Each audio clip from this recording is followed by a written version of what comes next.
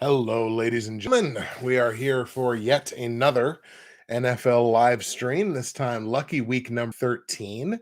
A little late getting the stream started this week because, scheduling is what scheduling is. But we're here, we're in there, we're ready to roll. So, we're going to get our audio recording and off and running. As per usual, skip the update. Okay. And we'll get our audio rolling there, and that looks nice and rich, which is good. And we'll minimize that and just let that do its thing. And come back over here. All right. Sip of water to get us started. Quick housekeeping thing before we get the actual stream started. No, Chad, no, you're not late. You're all good. Obviously, this is the last Movember stream because the next one will be taking place in December. My Movember link is in the description down below if you have the means. If you'd like to make a donation to my Movember campaign, that would be tremendous. I would really appreciate it. Of course, only if you're able to. If you're not able to, I completely understand. 'Tis the season. If you want to share the link, that's tremendous as well. And that will cap off another year of Movember fundraising. All right. So we will pull this up. And I think we should be all good to go. Chad, if you wouldn't mind letting me know in the chat how the audio sounds. I assume it sounds okay. My Audacity seems to be picking me up all right. So if you want to just let me know how the audio sounds, that would be great. And we will go ahead and get started in 5, 4, 3.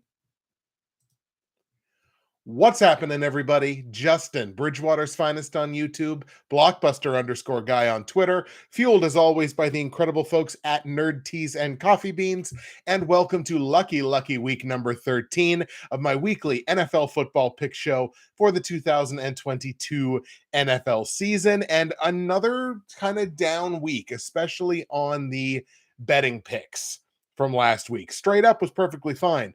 Straight up hit double digits, went 10-6 in a full slate of games. Never going to argue about that too much. Has me now 105, 74, and 1. I'm 30 games above 500, obviously, for the first time this season. Just over 58% overall picking the games straight up. Not exactly where I want to be, but you know what? Not too bad. We'll certainly take it.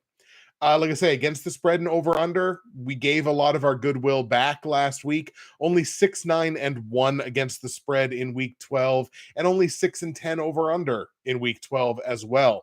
That has me 4 games under 500, both against the spread and over-under so far on the year. 85, 89, and 6 against the spread, and 88 and 92 on the totals. And once again, obviously, the platinum, gold, silver, and bronze picks were reflective of this as well. Bronze pick only 1-2, now 20, 15, and 1 on the season.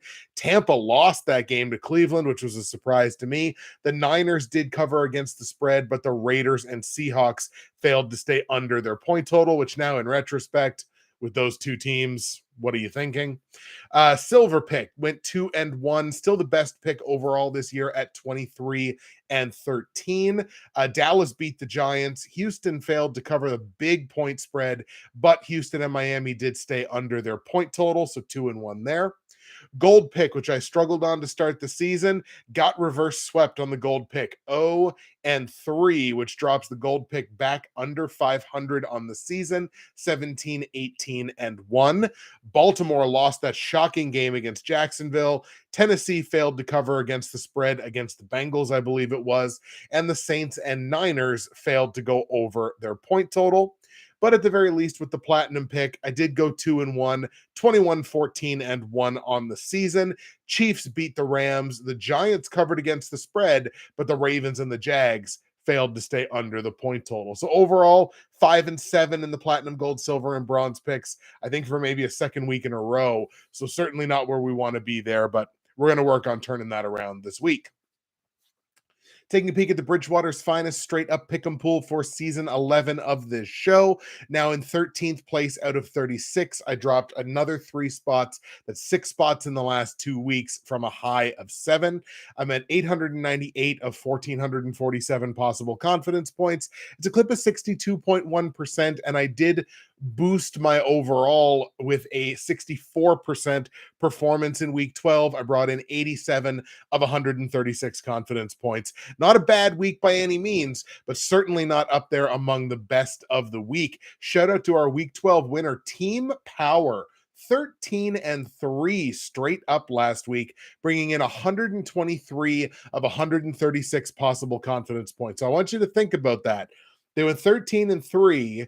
They only missed 13 points in total in those 3 losses.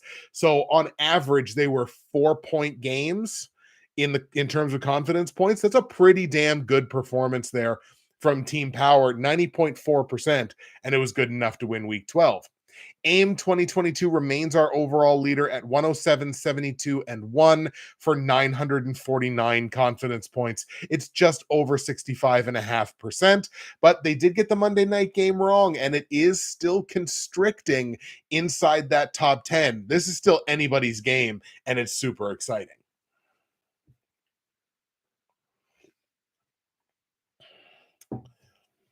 Mixed bag this week in Fantasy Corner, which is, of course, brought to you by the Dynasty Trade Calculator. And my affiliate link to the DTC is down in the description below. You can find there, you can get access to the absolute best or some of the absolute best player rankings, trade evaluations, podcasts, expert content for keeper, dynasty, and long-term fantasy football. It has helped me win championships in the past. The Dynasty Trade Calculator is all that. It is as good as I hype it up to be.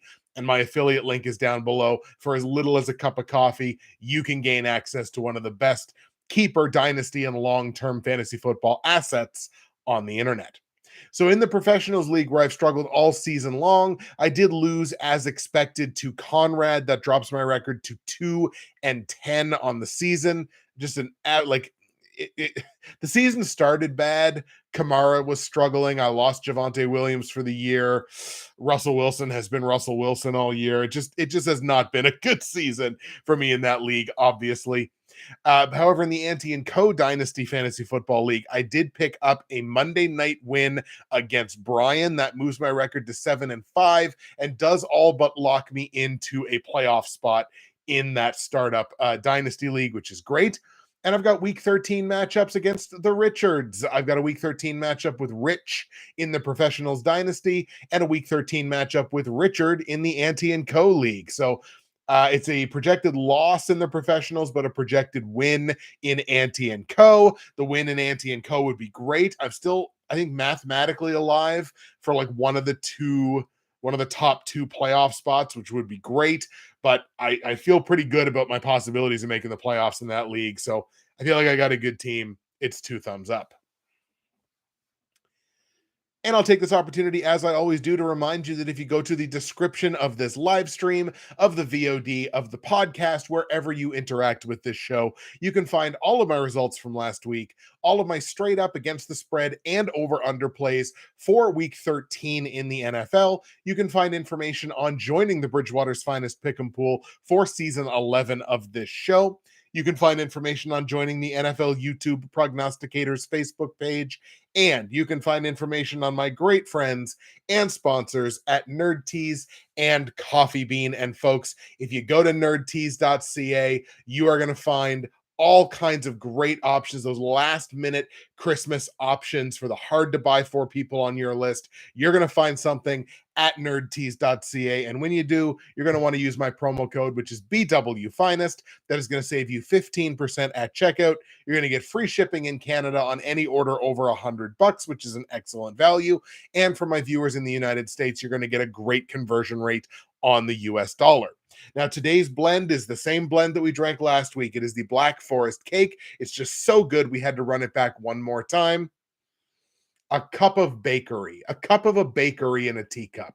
Who would have thought all these magical things? Nerdtease.ca, promo code BW Finest, save your 15%, get your free shipping, find yourself something to love, or find someone you love something to love. You can do it on nerdtease.ca.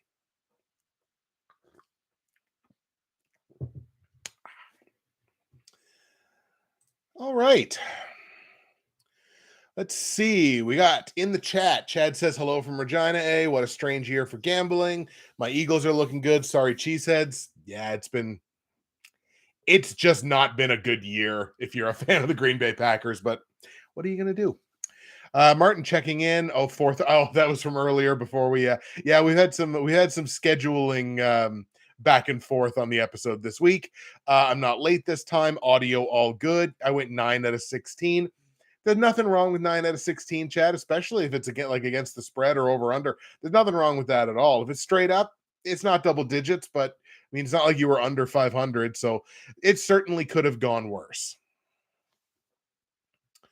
All right, with no further ado, we are going to get into our 15-game slate of games for week 13 in the NFL. Obviously, looking to especially turn around the betting picks from the last couple of weeks. We're looking at improving in that area here. We are going to kick things off with a battle of the AFC East. That is the Buffalo Bills on the road in New England taking on the Patriots. Now, the Bills currently actually sit in an AFC wildcard spot. They are no longer the leaders of the AFC East. That, of course, belongs to the Miami Dolphins, but Buffalo firmly sitting in one of those wild card spots.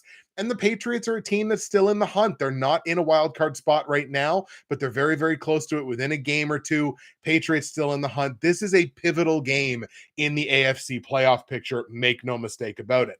Bills enter this one on the tail end of back-to-back road games. They've got a top 5 total offense. The Patriots counter that with a top 5 total defense. Obviously, two teams that know each other exceptionally well. I feel like Josh Allen is getting healthier as time progresses here from his initial injury. Once he's back at 100%, I think it's kind of like not a Josh Allen revenge tour, but I mean, it's the AFC kind of got its reprise with Josh Allen not quite playing 100% healthy or 100% up to Josh Allen standards. As he gets closer to that, scary stuff. Obviously, Buffalo wants to win this division. Obviously, Buffalo wants to challenge for that first round bye in the AFC. Patriots are looking to hang on. Whether they win or lose this game, they're not fully out of it with this much time left in the regular season. I got to go with the Bills here. I think top to bottom, the Bills are the better football team. Bill Belichick could certainly come up with something here. If anybody can to beat the Buffalo Bills, it would certainly be Bill Belichick. But I'm going to go ahead and grab the Buffalo Bills on the road to beat the Patriots. On the line, the Patriots are taking +4 as a home dog, which kind of felt tempting to take, to be perfectly honest. But I think I'm going to lay those points on Buffalo. You get the Bills at under a touchdown. Their offense is so good. Their defense, not quite as good as it was earlier in the season, but still a really good defense. 4 points just seems like a number that's exceptionally coverable for them. So we're going to go ahead and lay the -4 on Buffalo. Total in the game here set at 43.5 points. I think I'm going to stick under on this one because, again, I don't think Josh Allen is up to 100% yet. It's a game in the Northeast, which means it's going to be cold, even though it's on, it's not a Sunday. It's not the game on Sunday, but it's on Thursday. Game's going to be cold for sure. I think we stick with the under in this one, although I think this is a pretty good number. I think it's close, but under 43.5 points in Buffalo, New England. Let's go Bills 24, Patriots 17. Buffalo wins, Buffalo covers, and give me the under on the points.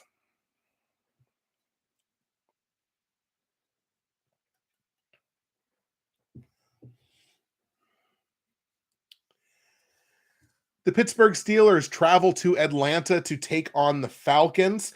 Pittsburgh has the detriment of the short week, having played just last night. Now, that was in a winning effort against the Indianapolis Colts. This is, however, the tail end of back-to-back road games for the Pittsburgh Steelers, as well as it was with Buffalo. Atlanta is a team that is still in the hunt in the NFC playoff picture. Pittsburgh not so much. I don't think I can say, by virtue of that win that they just had there against Indianapolis, I don't think I can quite still say that they're a team that's playing for draft positioning. Like, I'm going to be talking about that a little bit this week. Like, the teams that are very obviously far out of it and are now at the point where they could be playing for draft position. The difference between the number 6 overall pick in the draft and the number 2 overall pick in the draft may only wind up being one game. In fact, most of the time, I think it usually is. So you've got these teams that they got nothing else to play for, but draft positioning can reap some real benefits down the line. So we will certainly be talking about that. I'm not quite at the point where I can call the Steelers a team that are playing for draft position anymore, just by virtue of that game. Like, winning that game last night, that's their 4th win of the season. So I'm not quite willing to have that same conversation, because there's a lot of 4-win teams in the NFL. Pittsburgh still a bottom 5 total offense on the season, also a bottom 10 total defense. So the defense has struggled. The offense has certainly struggled. Now, they did get over 20 points last night, but, and the Colts defense is no slouch, but still.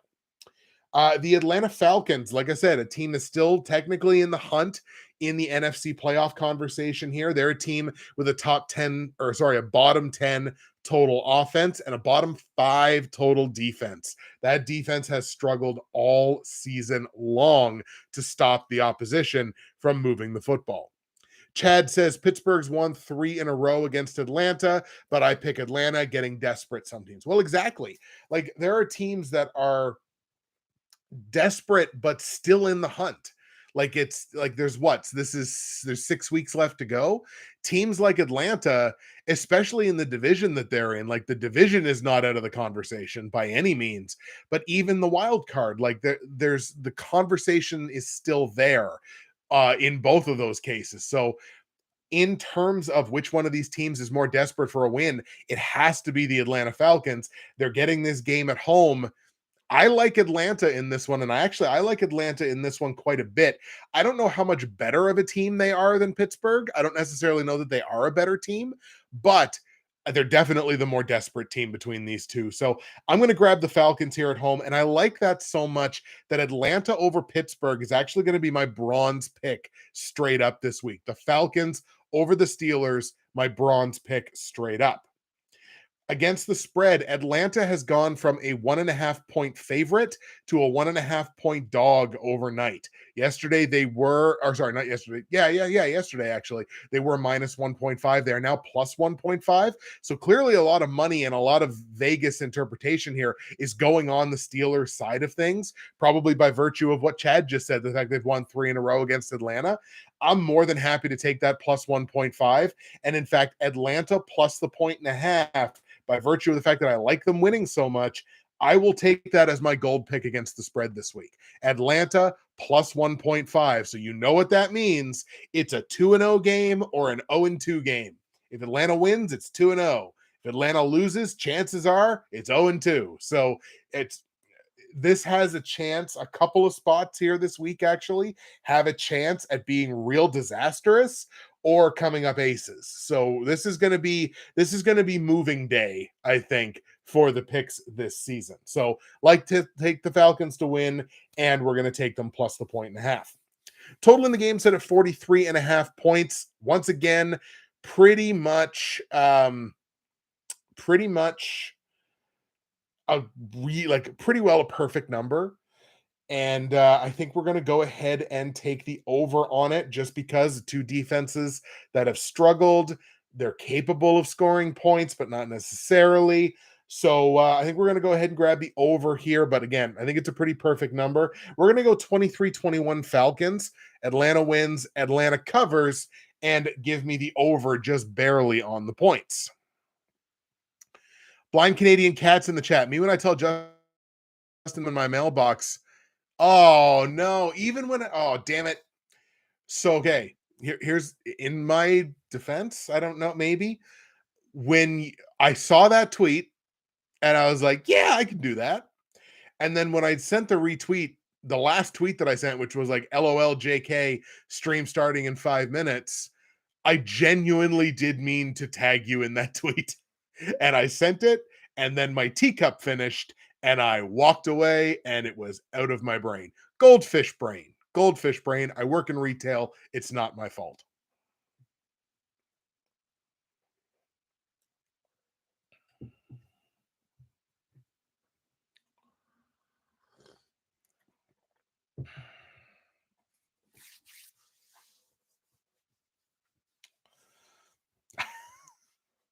Sorry. All right, the Green Bay Packers and the Chicago Bears, a battle of the NFC North. Neither one of these teams, obviously, in the conversation here for a playoff spot. I think they've combined to win 7 games this year. Chicago is one of those teams that I will talk about in terms of playing for draft position. There's very little that the Chicago Bears have left to play for this season. And they just suffered the loss of Darnell Mooney. He's going to be done for the rest of the season, I believe. An ankle injury, might have been an Achilles injury. In any case, we won't see Darnell Mooney for the rest of the year. He's an important offensive weapon in that arsenal. Justin Fields is trying to play wounded, didn't play last week. With a question mark whether he plays this week as well. And you got Aaron Rodgers on the other side who's playing with half a thumb. So this is going to be one of those games that can we talk about this potentially as canceled due to lack of interest? Although there's always the interest considering the Aaron Rodgers I effing own you conversation. That's always going to be a talking point now. It's going to be unfortunate when Jordan Love fully inherits this team because he's going to inherit that. He's 100% going to inherit that for the first few years of his career as a starter in Green Bay. So the Packers come into this game, the third straight game where we talk about a team on the tail end of back-to-back road games. The Packers come into that as well.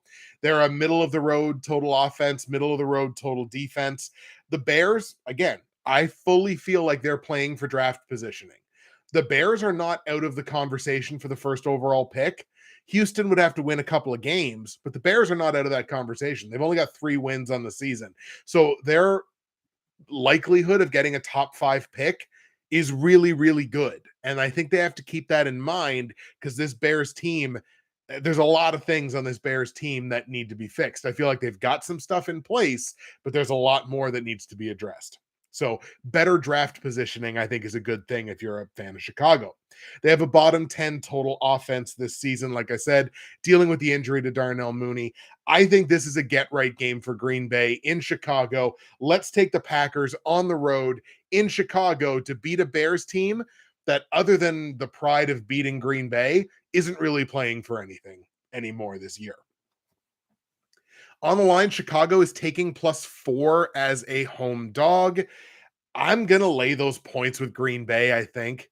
Green Bay's offense has looked better lately. The defense has kind of let them down, I think, in the last few games, especially their ability to stop the run. Chicago doesn't strike me, I don't think, as a dominant run team. They can certainly run the ball, especially if Fields is playing and healthy. That's the thing. I don't think Fields is healthy. Whether he plays is a 50-50 coin flip here.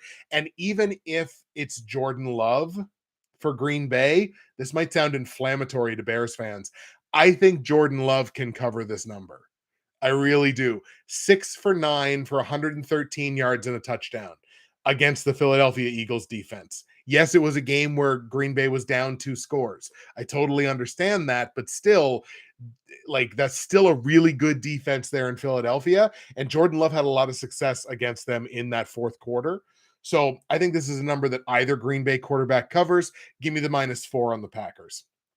Total in the game set at 43.5 points. This is one of my favorite totals of the week. In fact, I really like this to go over. Feels like Chicago's defense has kind of imploded here like a neutron star. So I think we're going to grab the over in this one.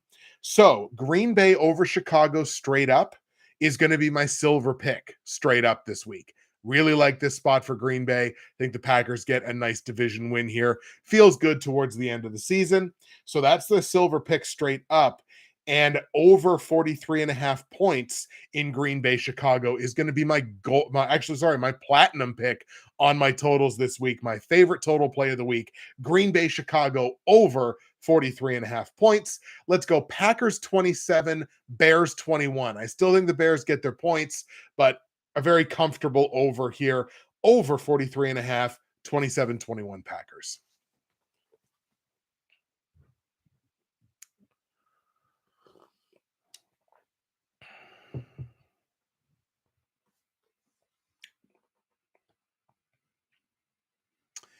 Chad says, Windy City, don't forget the weather. It's true. You're not wrong.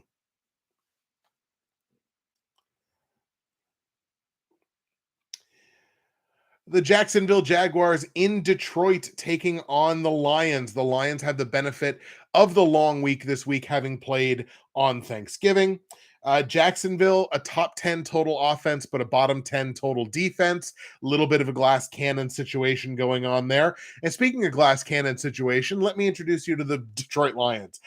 Top 10 total offense, bottom 5 total defense. Not just bottom 10, bottom 5. So both of these teams should be able to move the ball fairly easily in this matchup. I expect there to be a lot of points. Spoilers, I'm on the over in this one. I'm going to take Detroit here because Detroit is another one of those teams, like Atlanta, where the number has crossed the 0 since yesterday. Yesterday, the Lions were laying 1.5 as a home favorite. Now they're taking 1.5 as a home dog. And I can't really see exactly why it's the case. There's no significant injury that stands out to me. Yes, Jacksonville is playing good football or better football than they have been. I feel like that's an overreaction to the comeback win against Baltimore. The wrong team is the favorite here as far as I'm concerned. It should be the Detroit Lions, especially given that they're playing at home. DeAndre Swift is back. To me, it just doesn't make much sense. So we're going to go ahead and grab the Lions to win this game outright, which means I'll also take Detroit plus the 1.5. So Lions win outright, Lions plus 1.5. Total in the game is 51.5 points. Don't overthink this too much. I think this one's going over fairly comfortably. Let's go over 51.5 points in Jacksonville, Detroit. Let's go Detroit 30, Jacksonville 27. So Detroit wins, Detroit covers, and give me the over. Chad, Detroit won 3 games in a row against Jacksonville. This Jags team is so strange. They are, aren't they? They're better. They're better. They're good. They're better than they have been. The defense is still not great. And I don't know. They're better than they were. What they lack at this point, I guess, is consistency. And that's something that you have to build over time. You have to build that consistent culture. So, I mean, they're still in the process of doing that. This is a Jags team, I think, that will be very good. Like in 2 years' time, we'll be sitting here talking about the Jags probably as a playoff team. If I had to guess, there's a lot of good young talent on that team. But we're going to take Detroit this week and Detroit across the board.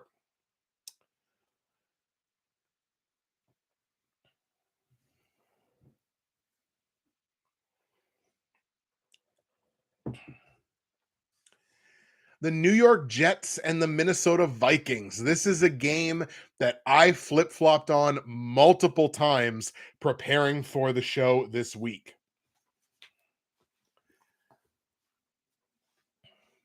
So Minnesota comes into this with the benefit of the long week because they played on Thanksgiving. The Vikings are, of course, the number 1 seed right now in the NFC North. The Jets are a wild card team in the AFC as it stands right now. Neither one of these teams, they're both kind of middling offensively. Like they're not in the top 10 or bottom 10 in terms of total offense. They're both just kind of floating around the middle there a little bit. There is a significant difference here defensively. The New York Jets are a top 10 total defense this year. Not enough people are talking about that Jets defense for the good things that they have done this year. Whereas the Vikings defense, like shockingly, the Vikings are a 9-2 football team. I think they've only scored 5 more points this year than they've allowed, yet somehow they're 9-2. It's crazy. Their losses, I think, have both been blowouts. It's just crazy the point differential there for a team that's 9-2. You'd think it would be at least 7 points if they won every game by one, but no, it's less than that. It's crazy. And they're actually a bottom 5 total defense in the NFL this year. So teams have had no problem moving the ball on the Vikings. This felt like a prime upset spot were it not for the fact that the Jets are just dealing with such a multitude of injuries right now and suffered another one last week. Michael Carter in the backfield, he has an ankle injury. He's likely going to be out for a couple of weeks. So the question then becomes like, who's consistently running the ball for the Jets? I kind of thought the Jets might be a team that would then turn around and sign Melvin Gordon, because I'm like, he's the biggest free agent wide receiver, free agent running back that's available on the market. I kind of thought they would jump out and grab Melvin Gordon, and instead the Kansas City Chiefs signed Melvin Gordon because of course they did. In any case, I'm going to grab the Vikings here just because, again, I don't know what the run game's going to look like for the Jets. Mike White was very good in his first in his start there last week. I'm assuming he stays the starter for the time being. I can't tell you how cool it was to get Garrett Wilson touchdown notifications from my fantasy football app. I can't tell you how good that felt. I was like, oh my God, I feel like I haven't seen this in 100 years. Yes, I know he's a rookie, but like, oh my God, touchdown notifications. They're actually throwing him the ball. Hallelujah. So I do think the Jets offense is better. I just kind of think Minnesota wins a bit of a shootout in this one. So let's take the Vikings at home to get the win over the Jets. On the line, Minnesota is laying 3 points. I like Minnesota to win. It's a relatively small price to pay at just a field goal. Let's lay the 3 points on the Vikings. Total in the game set at 45.5 points. This is a pretty comfortable over for me. I think this game gets into the 50s, probably with ease. So let's go over 45.5 points in Minnesota, New York. Let's go Vikings 28, Jets 24. Vikes win, Vikes cover, and give me the over on the points.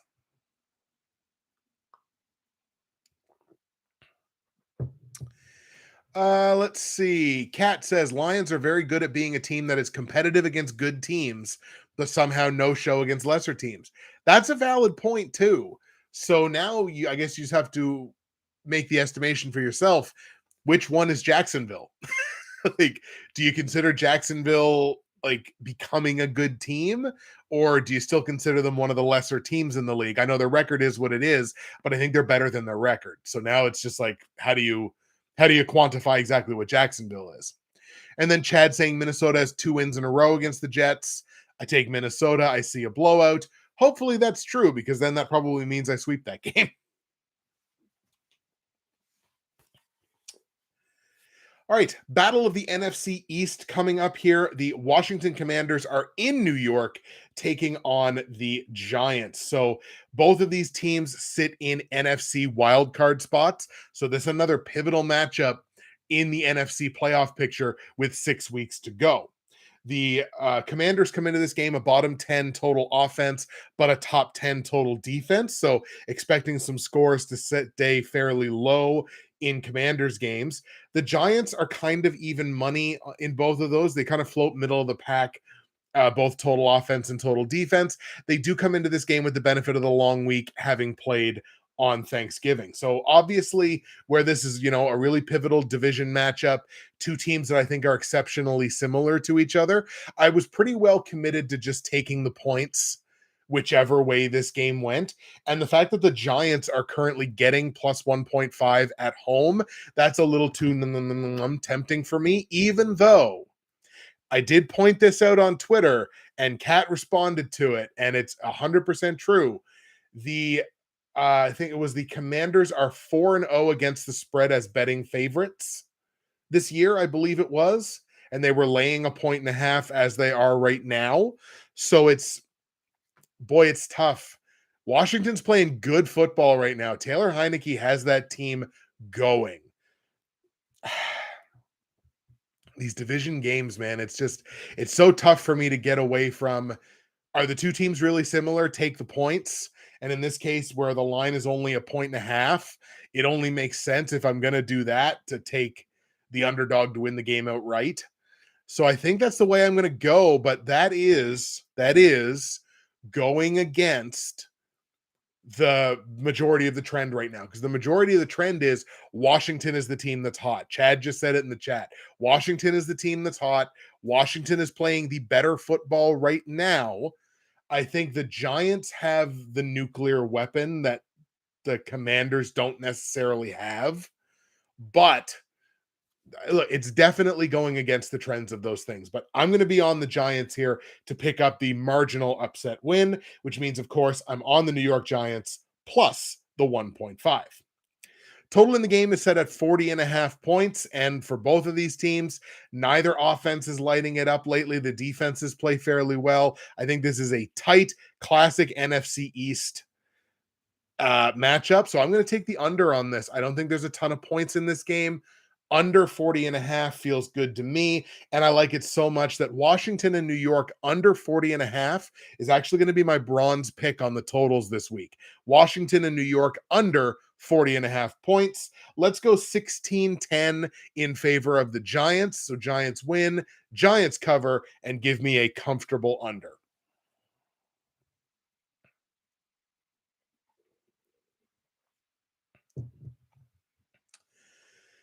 Cat in the chat here said, hey, cat in the chat.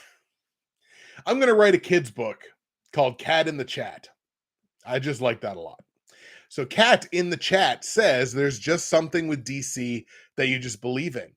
Fair enough. And it could be, that could be a reflection of you want to believe in them because of all the scumminess that you know is going on behind the scenes with the owner.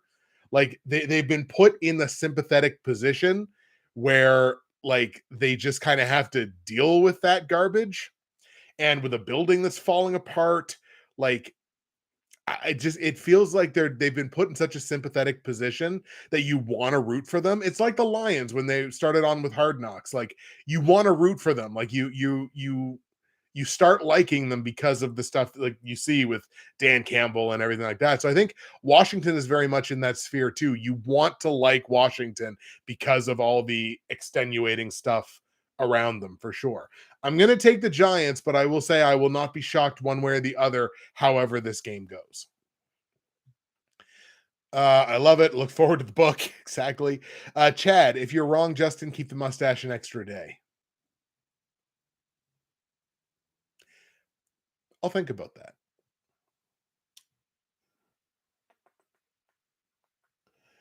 The Tennessee Titans and the Philadelphia Eagles taking place in Philadelphia.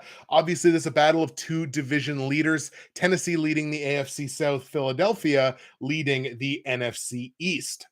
Now, the Titans, interestingly enough, for how good the Titans have been this year, most of it has not been predicated on the offense. They're a bottom 5 total offense in the NFL. They do not move the ball very well at all. Now, most of that is by virtue of the pass game, because obviously we know they can run the ball with Derrick Henry, but boy, can they not throw to save their souls. So a bottom 5 total offense, the total defense kind of middle of the pack. The Eagles top 5 in both categories, top 5 total offense and top 5 total defense. But if you look at the last couple of weeks, they struggled mightily with an Indianapolis Colts team that has not been good this year at all. They only beat them by a single point. They struggled with a Green Bay team that's quarterbacked by a guy with half a thumb. Like that was only a 1-possession game. And Green Bay has not been good this year. And they played the whole fourth quarter with a backup quarterback, and it was still a 1-possession game.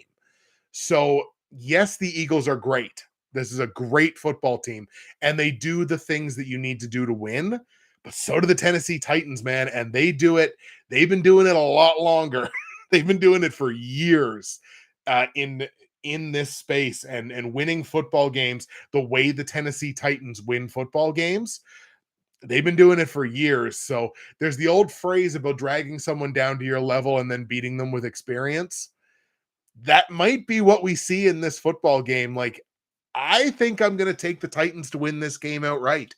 This feels like an upset special here. I guess, color me not 1,000% convinced, by the Eagles right now, but I'm pretty convinced by Tennessee. So I'm going to take the upset here, one of the bigger potential upsets of the week. Let's take the Tennessee Titans on the road in Philadelphia to beat the Eagles outright.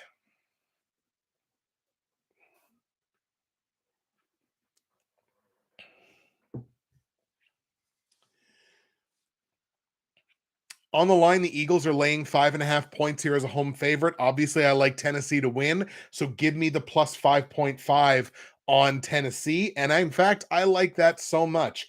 Tennessee plus 5.5 is going to be my platinum pick against the spread this week. Tennessee plus 5.5, my platinum pick against the spread. Total in this game is set at 44.5. Both of these teams play exceptionally good defense. I don't think we'll see the same offensive performance from the Eagles this week as we saw last week against the Packers.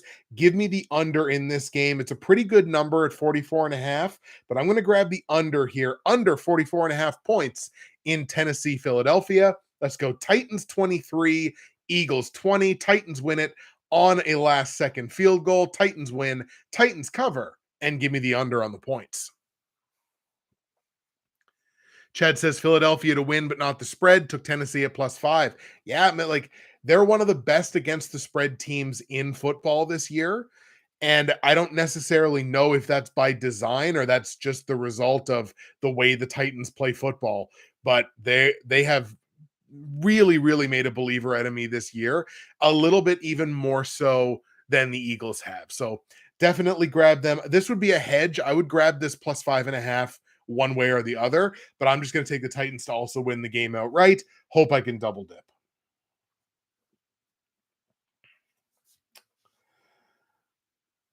Not going to spend much time on this game. The Denver Broncos in Baltimore to take on the Ravens. Denver, I guess, would be a team that would be playing for a draft spot if they actually had their own first round pick. They do not. Seattle has that pick. So if anything, Denver wants to win games here down the stretch so that that pick for Seattle's is as bad as it could possibly be. Like it there's nothing worse than being a team that sucks who also doesn't have their first round pick. It's bad. And I shouldn't say the whole team sucks. That defense is really good. I think they're still a top 5 total defense. That defense is still really good. That offense sucks pond water. That offense is terrible. Capital T, capital E, capital at least one R, terrible. They can't move the ball. They can't score. Russell Wilson looks like a shell of his former self, and they paid a king's ransom to get him. Broncos come into this game on the tail end of back-to-back road games.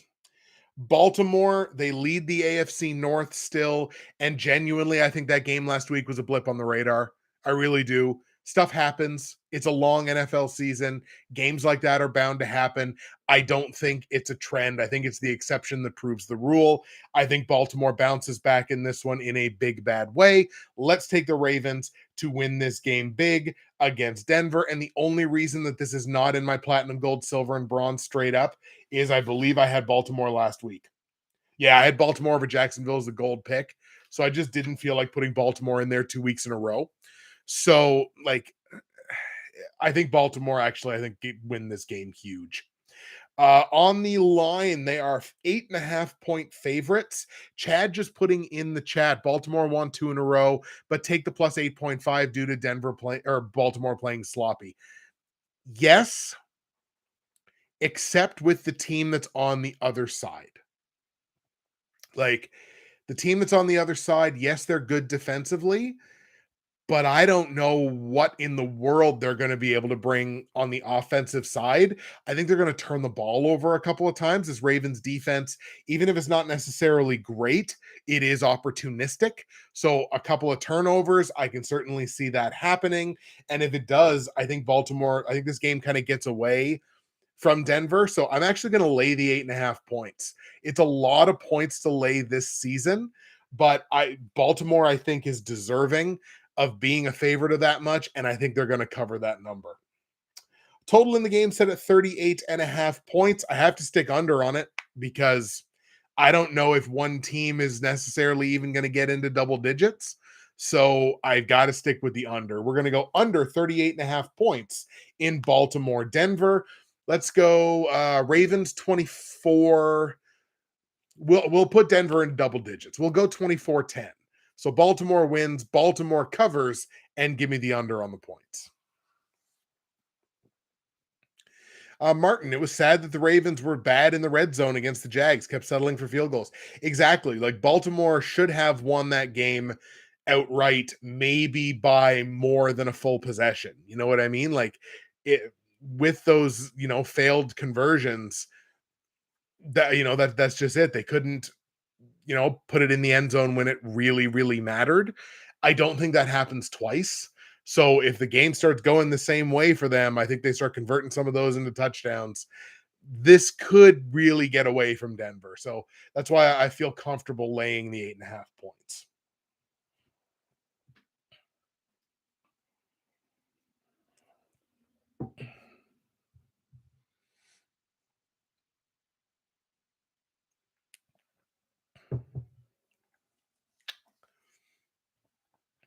Kat just makes a good point in the chat too. You can say what you want about the offense. The defense has to make that stop at the end. 100%. If this is a team that wants to consider itself a contender in the AFC, which I think they do, you're 100% right. In critical moments at the end of the game, that defense has to make that stop. Absolutely does. They didn't, but in the future, they absolutely have to. This is why this can be the one off. This can be the exception that proves the rule. If it becomes consistent, you can't really consider yourself a contender, as far as I'm concerned. Now, here's the game that a lot of eyes will be on. The Cleveland Browns in Houston taking on the Texans, the return of the bad touch, the return of Deshaun Watson to Houston, Deshaun's first game in quite some time. So there's going to be a lot of eyeballs on this, a lot of intrigue in this football game. Houston, far and away right now the worst team in football. I think 1-9-1 on the season. Definitely have like a 2-game cushion worth of inside track to the first overall pick. And I made the argument on Twitter yesterday or the day before. Hey, Houston, if you get the first overall pick, trade it. One of those teams with 2 first-round picks is going to want to jump up for a quarterback. Let them. Get as many assets as you can. Try to make that team better. I think Dameon Pierce is really good. I think Nico Collins has the possibility to be really good. That defense is bad. You need multiple of those elite defensive prospects that are at the top of this draft board. One of them's not good enough.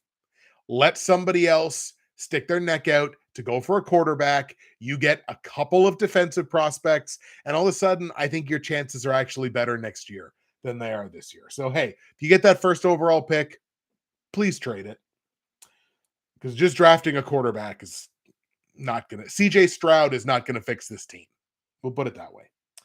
The Cleveland Browns, a top 5 total offense in the NFL so far this season. Houston ranks in the bottom 5, both offensively and defensively, 100%. And again, they should be playing for draft position. That's what they've got left to play for. Maybe there's a certain sense in this game that hey, we want to beat Deshaun in his comeback game. I can understand that, especially where the game's in Houston. I don't think that's going to happen. I really don't. I've underrated this Cleveland team a little too much, especially on the offensive side of the ball.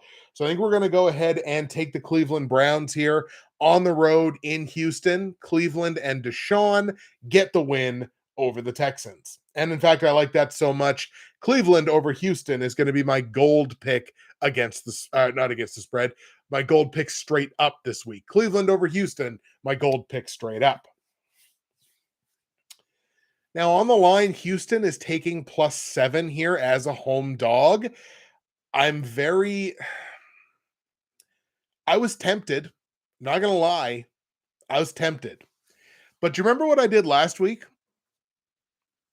I took the Houston Texans plus 13 points against a Miami Dolphins team that starting to hit some injuries, and that's unfortunately continuing. Starting to hit some injuries, maybe not quite defensively what it was earlier in the season. They lost by 15. Do you have any idea how mad that made me?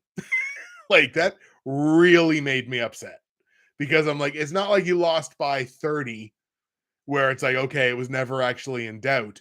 But like the backdoor cover was there. Even another field goal and you backdoor cover. So, but no, lost by 15. Just enough for Miami to cover. So it's like, oh, God. I won't be making that mistake again. We're going to lay the points here with the Cleveland Browns. Cleveland at -7 on the road in Houston. Now, Chad brings up an interesting point. Houston can afford a win. You're not wrong because the next teams to them have 3. So they definitely can afford a win, but I don't trust their defense. I don't trust their defense to get a stop at any point in a game, really. Like in any point that actually matters, I just don't trust their defense anymore. Total in the game set at 47.5. This feels like a layup over to me. We're going to go over 47.5. The Browns defense is not lights out. So I think Houston will score some points here. They'll score some anger points because they want to have a good game against Deshaun. So I'm going to grab the over here, over 47.5 points. And as a matter of fact, over 47.5 points is my gold pick on the totals this week. Cleveland and Houston over 47.5.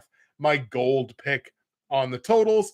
Let's go 30-21 in favor of the Cleveland Browns. Browns win, Browns cover, and give me the over on the points.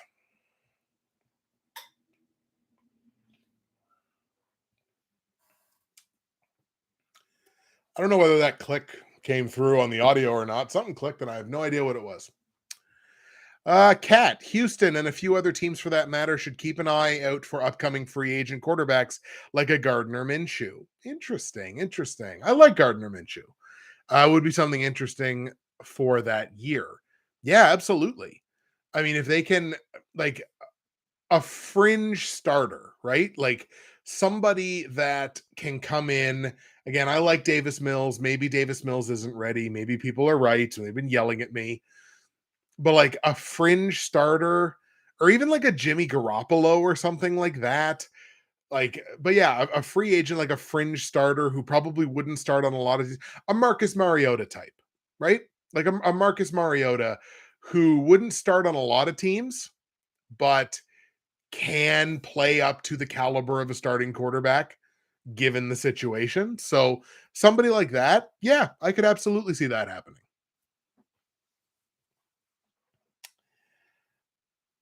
All right, 6 games left to go. Battle of the NFC West. The Seattle Seahawks in Los Angeles to take on the Rams, and the news just keeps getting bad for the LA Rams. Aaron Donald looks like he's going to be out for a few weeks, and they may, in fact, hold him out for the rest of the season. The Rams don't really have much of anything left to play for. They're a bottom 5 total offense. They are a top 10 total defense. They can certainly get the job done on the defensive side, but they just lost. Allen Robinson is now done for the season. Aaron Donald may very well be held out for the rest of the year, so he's healthy coming into next year. They don't have their first round pick, so it's kind of like Denver, but it's not quite as bad. Like there's just all kinds of bad in Los Angeles right now. The Seattle Seahawks are a team that's still in the hunt. Like they're still in the hunt here for a playoff spot. They're certainly not out of it in the context of their division. However, they are a bottom 5 total defense. This defense has not completely imploded, but boy, they struggle to stop anybody through the air or especially on the ground. They really do struggle. Their offense is pretty good. It can certainly put up points. They're not top 10, but it can certainly put up points. I really wanted to take the upset here. Had the stuff not happened with Aaron Donald, this would be an upset. 100%. Because everybody's looking away from the Rams. with good cause, but everybody's looking away from the Rams. So this would have been an upset pick for sure had the Aaron Donald news not come down. So unfortunately, I can't. I want to do it, but I can't. So we're definitely going to be on the Seahawks here on the road in Los Angeles to get the win over the Rams. However, against the spread, the Rams are taking plus 7.5 points. And on one of the worst defenses in the league, I have to assume the Rams are going to be able to score some points. And probably enough to keep this within 7.5. I don't love having to buy that extra hook. I could see the Seahawks winning this game by 7, but that doesn't cover for the favorite. So I'm going to take the points here with the Los Angeles Rams. I'm going to take the Rams plus the 7.5 points. And as a matter of fact, I'm going to take that as my silver pick against the spread. That's just too many points for me in a division game, one way or the other. I think the Rams do step up to this moment, especially where the game's in Los Angeles. Plus the 7.5. It's also kind of a hedge. It kind of protects me against an upset because then at least I get it against the spread. But we're going to go ahead and grab plus the 7.5. Total in the game here is set at 41.5 points, a shockingly low total. Like Allen Robinson doesn't make that big of a difference as far as I'm concerned, at least not with the way the Rams have used him this year on the offense. So I think the Rams will still be able to put up points. Like I don't think the Rams are going to be completely anemic no matter who's playing a quarterback. So I think we're going to have to grab the over here. Over 41.5 points. It's such a beatable number as well. Over 41.5 in Los Angeles, Seattle. Let's go Seahawks 26, Rams 21. So Seattle wins, Rams cover against the spread, and give me the over on the points.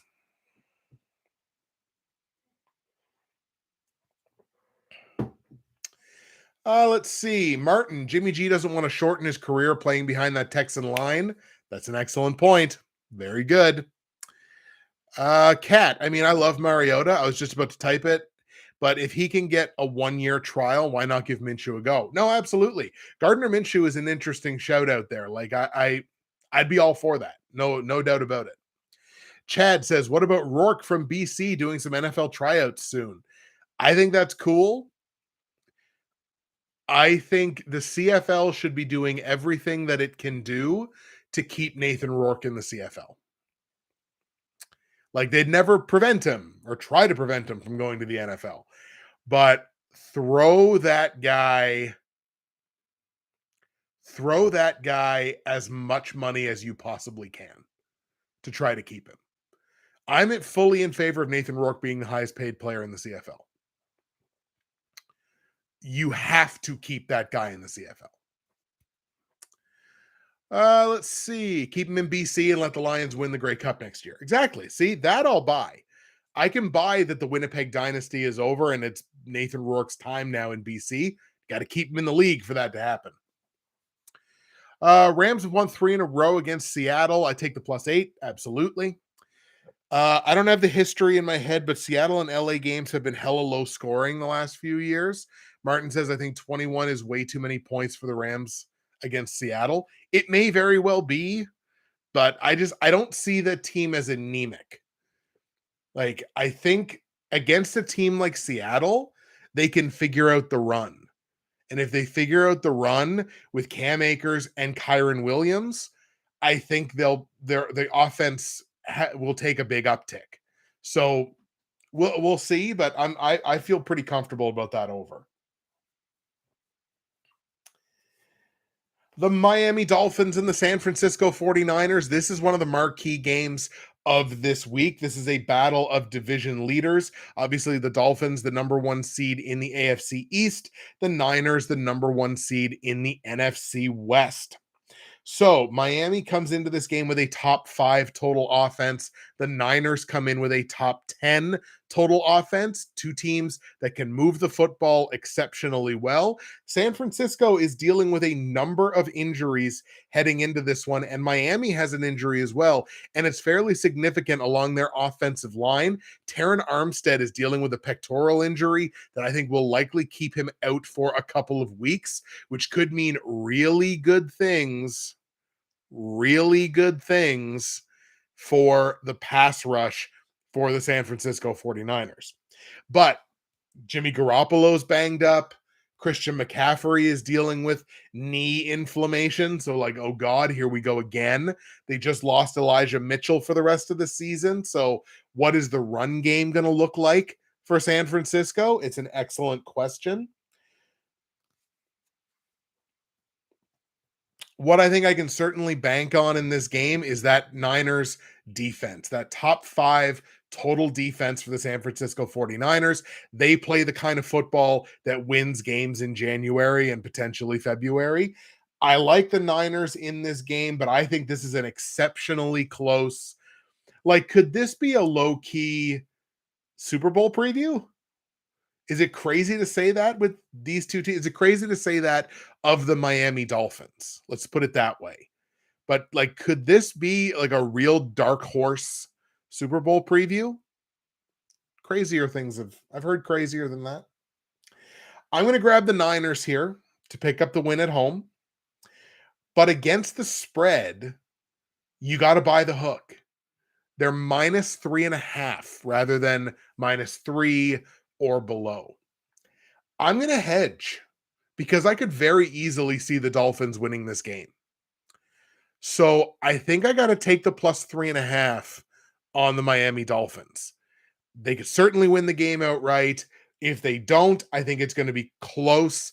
And to Martin's point, I believe, pretty low scoring. I'm on the under in this one pretty comfortably. The total's 46.5. Yes, it's two very good offenses, but it's banged up offenses. I think the defenses are the ones that come to play. So let's go under 46.5 points. Let's go Niners 21-20 over the Dolphins. So Niners win, but give me the Dolphins plus the 3.5 and give me the under on the points.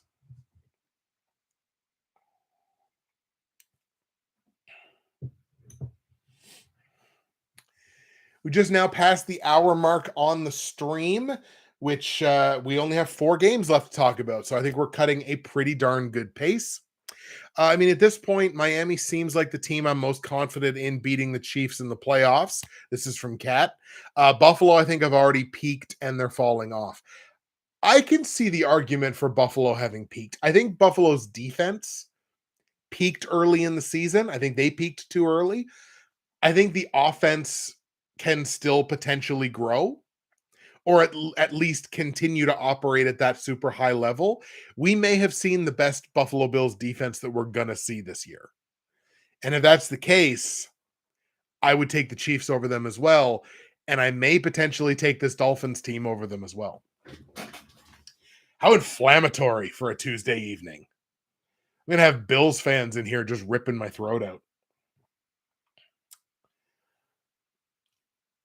Speaking of the Kansas City Chiefs, our next game, we move on to the Chiefs traveling to Cincinnati to take on the Bengals. Another potential AFC Championship Game preview. To be perfectly honest, if either one of these teams makes it to the AFC title game, or if both of these teams make it to the AFC title game, I don't think anybody's going to be crazy shocked.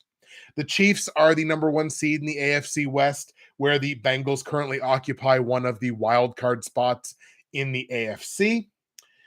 Both of these teams have top 10 total offenses. The Chiefs obviously have a top 5 total offense, an exceptional scoring offense, and did just bring in Melvin Gordon, as I mentioned earlier in the show. So he basically slots into their number 3 running back spot, I believe, behind Isaiah Pacheco as well as Jerick McKinnon. I think Gordon probably winds up superseding McKinnon in that. I think he starts getting some third down work, some passing down work. And, you know, Pacheco's been really, really good, especially the last couple of weeks. Cat, Bills fans do that just for the hell of it. You ain't got to say anything about the team for them to do that. You're not wrong. You're not wrong. Bengals, I would expect to be back mostly to full strength this week. I think Mixon comes back on the offensive side. I think Jamar Chase is back up to speed and good to go. I love this game. I can't wait to watch this game. I would love it if they would flex this game to Sunday Night Football.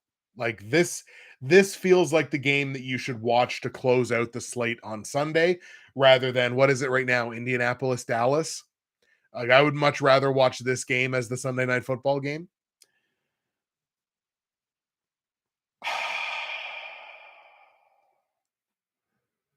Defenses are pretty similar.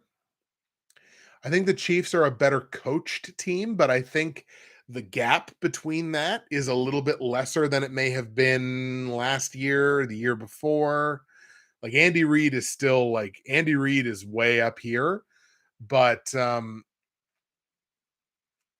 I crazy if I take this upset? Because I kind of like it. I'm a big believer in this Bengals team. I really am. They've got pieces on this team across the board, across their offense, across their defense. I think this Bengals team is exceptionally good. But boy, it's like KC just seems to have that magic. They just seem to have that. They have that extra gear. They have that je ne sais quoi that really excellent teams do.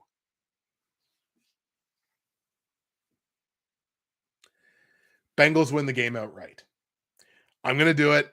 Cincinnati, they're at home. I'm going to take the Bengals to pick up one of the bigger upsets of the week, even though, again, two exceptionally good football teams. I think we're going to go ahead and grab the Bengals at home to pick up the win over the Kansas City Chiefs. Cincinnati is taking plus 2.5 in this game. So obviously I like them to win. I'm going to take that plus 2.5. And as a matter of fact, let's not. We're going to change up. We're going to change it up. So we'll take the plus 2.5. Total in the game set at 52.5 points. This is a pretty good total. I think this has a real shot at getting into the 50s, but the very low 50s, I'm going to take the under because I feel like a 27-24 game feels very likely in this matchup. I think the Bengals defense takes a step up in this game, and I think they may wind up being the difference in this one. We're going to grab the under here. 27-24 Cincinnati means Bengals win, Bengals cover, and give me a slight under on the points.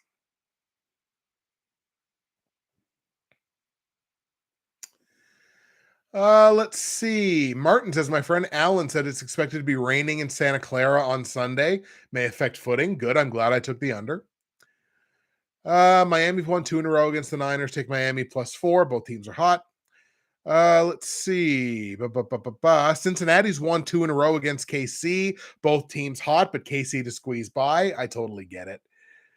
And this is another 2-0 or 0-2 game. Like I'm either going to sweep it or I'm going to be 0-2. I guess there was something about TV programs protecting games or whatnot, and that's why it wasn't flexed. Like one protected KC and Cincy, the other protected Miami and San Fran. That sucks. If the Bengals can protect Burrow, they have a legitimate shot. 100%. I think that's what a lot of games come down to is a team's ability or lack thereof to protect the quarterback. Games like Mini in New York or hell, the other New York and DC would have also been intriguing, at least. At this point, I'd prefer my Sunday Night Football games with teams with winning records. That seems very fair to me, Kat. I don't think that's a huge ask, or at the very least, it shouldn't be. So, as you may be able to tell, I am calling an audible on one of my top 4 against the spread plays this week, but that's okay. We're gonna do that. Just calling a little audible here live on the air. The miracle of live streaming. Okay. 3 games left to talk about. The Los Angeles Chargers on the road in Las Vegas taking on the Raiders, battle of the AFC West. And the Chargers, for as up and down and at times as gloom and doom as the season has seemed for the Chargers, they're still in the hunt. The Chargers are 6-5, I think. So they're still in the wild card hunt here in the AFC. Nothing has been decided for them yet. Can't exactly look at the Raiders the same way, but I mean the Chargers, there's still a shot for them if they go on a run here late in the season. And Justin Herbert, I mean the conversation's happening now. There's no throw that guy can't make. So with Justin Herbert as your quarterback, you can certainly go on a run. The Chargers are on the tail end of back-to-back road games. Both of these teams rank in the bottom 10 in terms of total defense. Raiders are top 10 in terms of total offense. A lot of that coming from Devontae Adams and a lot of that coming from Josh Jacobs. What a renaissance for Josh Jacobs. 2 years ago, it felt like Jacobs wasn't long for the league. And now you look at Josh Jacobs like a bona fide running back number one. Like, so his comeback story here in the hearts and minds of fantasy football managers and football fans in general has been something special.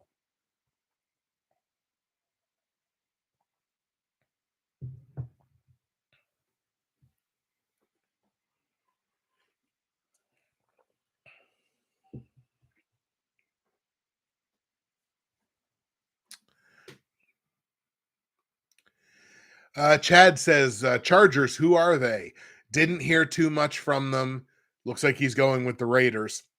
I will not be going with the Raiders in this game. I will be going with the Chargers by virtue of the fact that they are still in the hunt, have a lot more to play for in this game. Oh, Raiders suck. I take the Chargers. you you had me in the first half there, Chad. Not gonna lie, you had me in the first half. Yeah, I'm gonna grab the Chargers here. They got a lot more to play for. The playoffs are certainly still in the conversation for them. So let's take the Chargers on the road in Las Vegas to get the win over the Raiders. Now, it certainly doesn't help that Corey Linsley for the Chargers is dealing with a concussion. And we know how extra it's been for teams being careful with players in concussion protocol. So if they don't have their starting center, and Lindsley's been good this year, if they don't have their starting center, that does definitely hurt. But the Raiders don't strike me as an exceptionally good pass rush.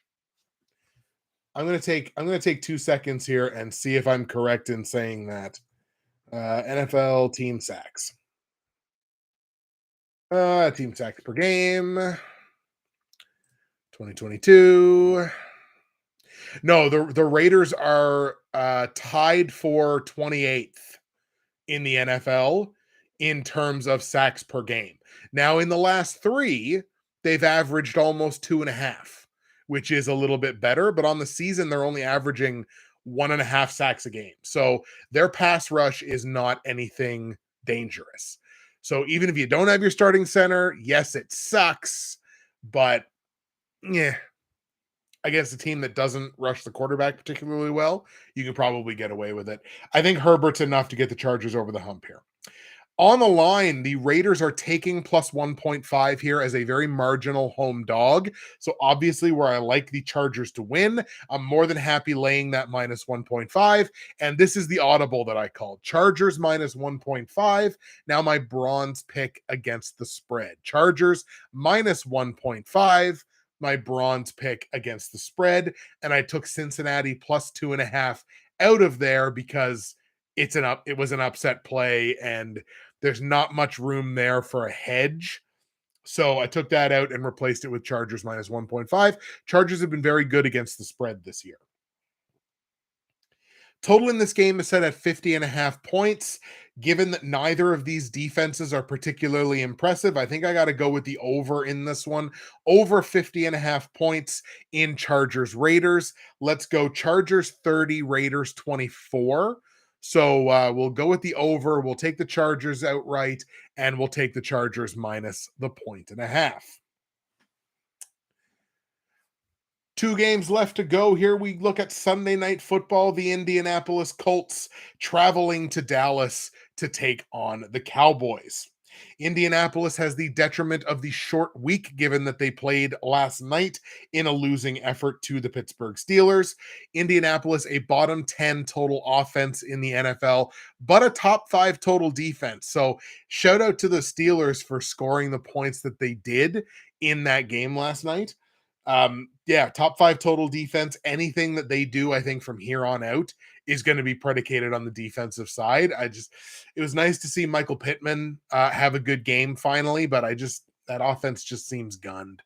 I don't know if it's the line. I don't know if it's the coaching. I don't know what it is. That offense just kind of seems gunned. The Dallas Cowboys, a top 10 total defense so far this season. The benefit of the long week, having played on Thanksgiving, obviously sitting in a wild card spot in the NFC right now. So a ton for them to play for that the Colts simply do not have. Yes, the Colts are number 2 in their division, but no one realistically thinks the Colts are going to catch the Titans. I think they're 3 games back at least, if not 4. They're at least 3 games back with 6 to go. The Titans would have to completely implode, I think, for something like that to happen, which I don't see happening. So you can't look at the Colts as a team that are playing for anything postseason wise. Dallas definitely is. I'm on Dallas in a big way in this game. As a matter of fact, Dallas over Indianapolis is going to be my platinum pick straight up this week. Dallas over Indianapolis, my platinum pick straight up. Obviously, the big discrepancy there in rest, long week versus short week. I think Dallas has all the tools here to get this job done. Now, on the line, I was going to lay the points because last night it was at minus 9.5. Today, it's at minus 10.5. Cats in the chat, double-digit spread against the top 5 total defense. I think I have to take the points here with Indianapolis. It's a little bit of this. It's a little bit of hold that. But I think that's just too many points. I think this game stays low scoring. And in that context, I just think 10.5 is too many. So I'm going to hedge my bets and take plus 10.5 on the Indianapolis Colts. Insulates me against an upset. Let's go. Total in the game set at 43.5 points. I expect this to be a low scoring affair because I don't know what I'm going to get from the Colts on the offensive side. So let's go under 43.5 points in Colts Cowboys. And as a matter of fact, under 43.5 in Indianapolis, Dallas is my silver pick on my totals this week. Under 43.5 in Indianapolis, Dallas, my silver pick on the totals. Let's go 24-14 in favor of Dallas. Dallas wins. Colts cover plus 10.5 and give me the under on the points.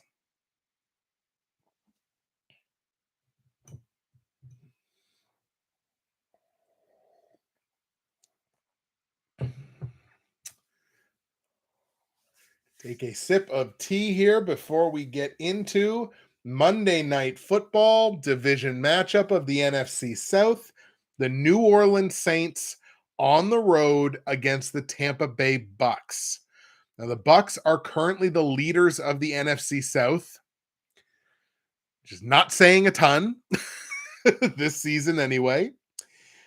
The Bucks are a top 10 total defense.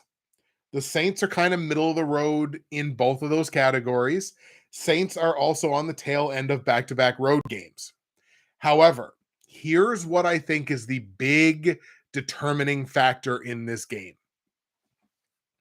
We saw it last week where they were not comfortable. Tristan Wirfs might be done for quite some time. Like the ankle injury that he suffered. I don't know when we're going to see Tristan Wirfs again, and he makes such a huge difference on that Bucks offensive line. Like, I don't see any reason why the Bucks shouldn't have beaten Cleveland. Just on paper, felt like that should be happening. The Bucks offense is not where it should be. The Bucks defense is still good, but not necessarily where it should be.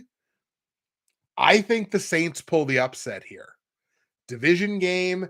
No, they don't have anything to play for necessarily, but we keep that division as tight as we possibly can, and they're still contenders. Like, this division could literally come down to the last week of the season to decide who's going to win this division. I like the Saints here in the upset. Are they playing well enough lately to justify that? Probably not, but I don't think, I don't know.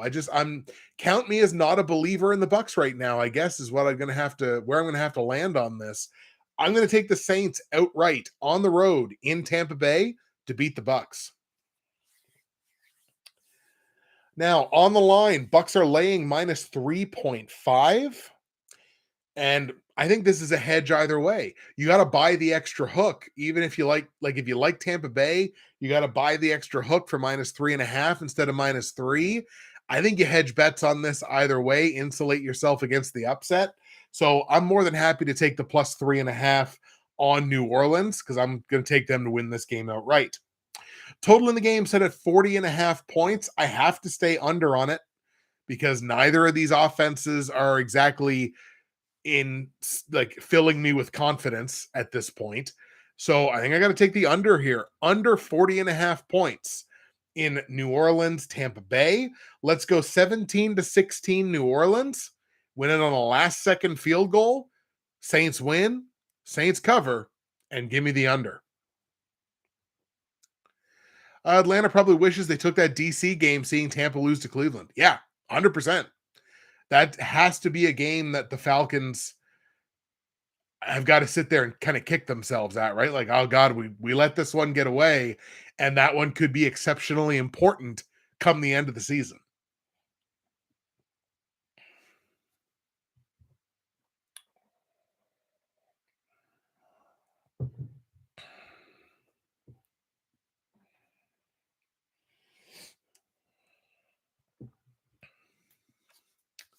There you go, folks. Those are the picks for lucky week number 13 in the NFL. Let's go over my platinum, gold, silver, and bronze picks here with you one more time.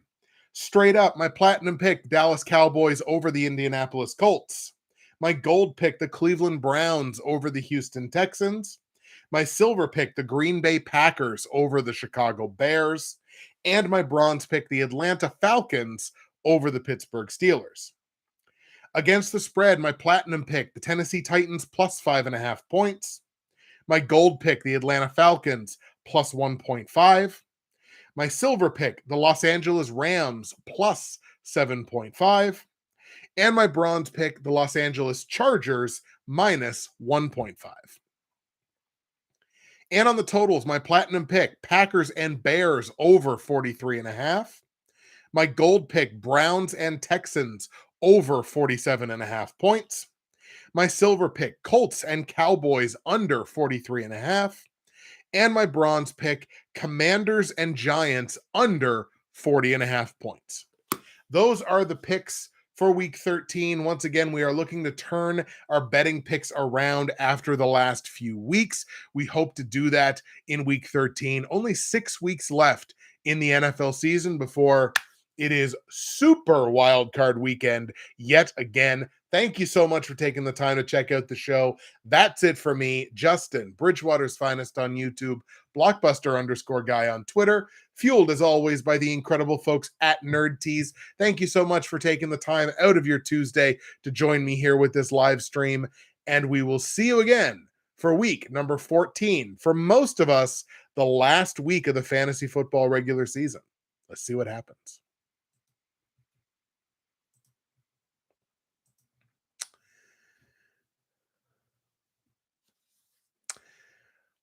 All right. Breaking news. Cat, is that a troll or is that true? Is that real? Is that Elon Musk fake news? Or is that true? Breaking news, week 14, Sunday Night Football flex, Broncos Chiefs out, Dolphins Chargers in. I think Dolphins Chargers is a better football game. Chiefs Broncos looks like it's going to be like do we go Chiefs by 40 in that game? Really? That's cool. I like that. Dolphins Chargers will be an exciting game to have on Sunday night. I like it. All right, folks, we have entered into our bonus content time. Yeah, keep Denver off national television. They've had way too many primetime games already. More than one primetime game is too many. I understand why they did it. Like, I get it. It makes sense. In the preseason, it made sense. But then once you saw how that team actually looked, how, like, at this point, they're like, oh no. Like, no, we can't put them up against no competition. Like, no, please no. And again, that team, what's the record? What was the record if they scored exactly 18 points in every game? What was the record? They'd be like 9-2 or something like that. Like they'd be that's how good their defense has been.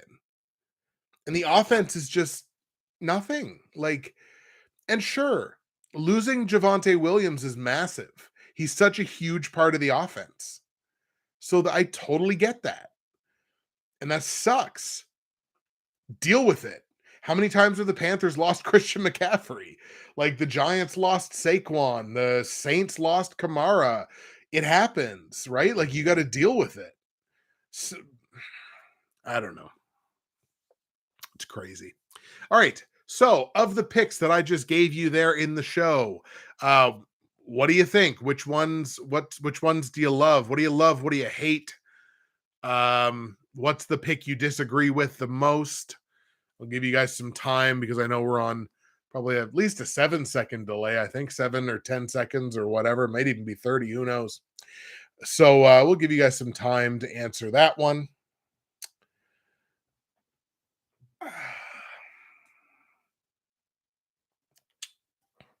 And that's, of course, for the people watching the VOD as well. Toss that in the comment section down below. Let me know what you agree with, what you don't agree with, all that fun stuff. Let's see. In the chat. Don't forget the weather. Chad, I never will. Let's see. Sure, Russell Magic. No magic, sorry. Yeah. Boy, I don't know what happened to that guy. They're also putting them on one of the Christmas solos. Oh, God. Really? Dear God. Hackett may be low-key worse than Urban Meyer. I'm going to say no on that one, only because, like, with Urban Meyer, you knew it was a toxic culture. Like, you knew he walked in because he had so much success as a college coach and thought it was going to work the same way. And immediately was like, no, like, we're professionals being paid a lot more money than you are. No. And right from the jump, he thought he was kind of king of the mountain. I think Nathaniel Hackett is just a fish out of water. Like, Meyer seems to be enjoying broadcasting on ESPN. Yeah, ESPN plays in all the bars that he can go grind up on whatever the hell he was doing in that chop house. Yeah, so no, I think Nathaniel Hackett's just a fish out of water. I really do. So ultimately, I'd have to say Herb was probably worse, but we'll see. Do you think Urban Meyer ever gets another shot in the NFL? Like ever? Period. Like, can 5 years go by and everybody pretends that they forgot about it, and he just gets another shot? I mean, I'd be surprised, but I guess stranger things have happened. I've had weeks where I've gone double digits across the board. Stranger things have happened.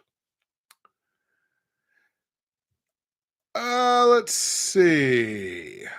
I like your Browns Texans score 30-21. Awesome. Thank you so much, Martin.